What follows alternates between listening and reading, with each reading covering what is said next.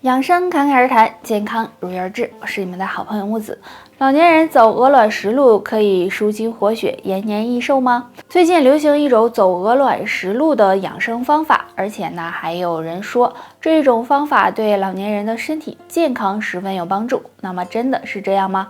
首先，走鹅卵石路确实可以起到足部按摩的作用，保护足部血液的流通，而且按摩脚部还能够调节身体器官的功能强度，提高人体的免疫力。但是呢，这种养生运动不是所有老年人都适合的。有一些骨质疏松的患者呢，会造成骨关节的损伤，还会病变为骨质增生、软组织退化，加剧了骨关节的损伤。一些脚伤患者呢，要减少脚部的摩擦，也不建议走鹅卵石，而且也不要赤脚在鹅卵石上面行走，会导致脚部交叉感染细菌，比如足癣、脚气等。那走鹅卵石路确实可以维护身体健康，但是不是所有人都适用。想要身体健康呢，我们可以进行一些别的锻炼，比如散步，每天1到2个小时即可。也可以吃一些黑枸杞，延缓衰老，提升身体的免疫。很多人晚上睡觉会有夜尿频繁、尿频尿急的情况，如果不是因为睡前喝了很多水导致的，那么要小心2个问题，尽量别忽视。第一个问题，肾脏出现异常，因为肾脏对体内水液代谢有很重要的作用，而且我们身体中有一部分尿液是通过肾脏代谢的。如果肾脏出现问题，那么就可能会出现尿频尿急、尿液增多的情况。第二个问题，膀胱炎。因为我们的尿液主要是储存在膀胱内的，如果膀胱出现问题，出现炎症，那么就会降低尿液的储存量，从而使人出现尿频尿急、夜尿增多的情况。建议大家平时可以多喝水，这样对膀胱健康有帮助。所以大家出现夜尿异常的情况时，最好到医院检查一下，这样可以避免更严重的问题出现。酸痛、僵硬、很难受，该怎么办呢？今天呢，教大家一套颈椎操，只需2个动作能够缓解颈椎不适。第一个动作，自然站立，双脚分开，与肩同宽，双手手臂张开，手握成拳，手臂稍微的向后倾，保持伸直，然后将手臂向前伸展，和肩膀在一条直线上，这样反复练习。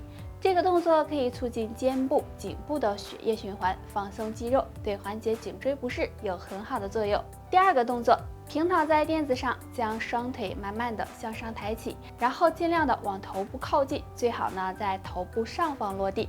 那这个动作可以增强颈部和背部的血液循环，对颈椎有很好的锻炼作用。上面这2个小动作，每天坚持的练习10分钟，可以帮助舒筋活络，让颈椎更健康哦。说多喝水对身体好，但喝水的时间是有讲究的。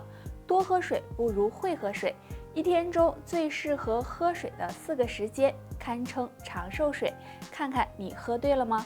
第一个，起夜的时候喝1杯水。很多人觉比较浅，所以晚上会有起夜的习惯。这时不妨喝上1杯温开水，可以促进血液循环，稀释血液，对心脏和血管有保护作用。第二个，睡觉前喝1杯水。睡觉前半小时可以喝1杯水，对身体的新陈代谢有帮助，而且还能够帮助提高睡眠质量，但是不建议喝太多。第三个，早起后喝1杯水。早上起床后喝1杯温开水，不仅可以帮助身体补充水分，还能稀释血液，对排便有帮助，有利于身体健康。第4个，吃完饭后喝1杯水。吃完饭后半小时喝1杯水，可以帮助减轻肠胃负担，促进肠胃的消化和吸收，还能够缓解便秘，对身体健康也有帮助。有些人胃不好和饮食不规律有关，而有些人可能是胃里有幽门螺杆菌，所以肠胃功能出现了紊乱。那胃不好该怎么办呢？今天木子给大家推荐2种植物，用来泡水喝，有很好的养胃效果哦。砂仁是一种植物的果实，有很好的药用价值，能够帮助暖胃驱寒。那经常用它泡水喝，能帮助中和胃酸，修复胃黏膜，有抑制幽门螺杆菌、养胃护胃的作用。桂桂花茶大家肯定都喝过，桂花含有的营养很多，具有健脾养胃、疏肝理气的作用。那胃不好的朋友用桂花茶泡水喝，能够帮助养胃杀菌、修复胃黏膜，对胃部健康有帮助哦。幽门螺杆菌不用怕，用2种植物泡水喝，杀菌养胃，呵护肠胃健康。蒲公英，蒲公英大家都应该很熟悉了，蒲公英又叫婆婆丁，一到春天呢，遍地都是。蒲公英其实还有很好的药用价值，具有天然维生素的美称，有很好的杀菌抗毒的作用。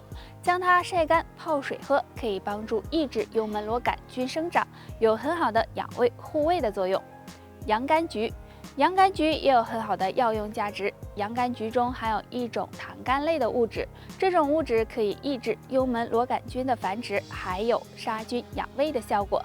经常用它泡水喝，可以呵护胃黏膜，预防胃部疾病，让口气也清新起来。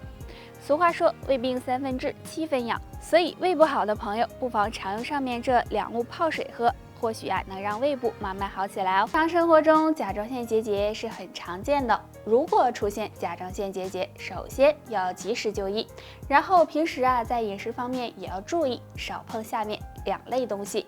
含碘高的食物，如果有甲状腺结节，一定要控制碘元素的摄入。对于含碘高的食物，就尽量少吃吧，比如海带、紫菜等，因为碘元素会刺激甲状腺，对病情恢复不利。辛辣刺激的食物，除了含碘高的食物，辛辣刺激的食物也不建议吃，因为这类食物会影响内分泌，刺激甲状腺，也会加重甲状腺结节，所以大家一定要忌口。除了少吃上面2类东西，可以常吃一种食物，能够帮助化瘀散结。这种食物就是冬瓜。冬瓜含有很高的营养，具有清热解毒、利尿消肿的功效。而且冬瓜中还含有丰富的纤维素，对缓解便秘、排出体内毒素有帮助。有甲状腺结节的朋友，经常的吃一些冬瓜，能够帮助减轻甲状腺结节的生。月经是女性正常的一种生理现象，每个月都会来。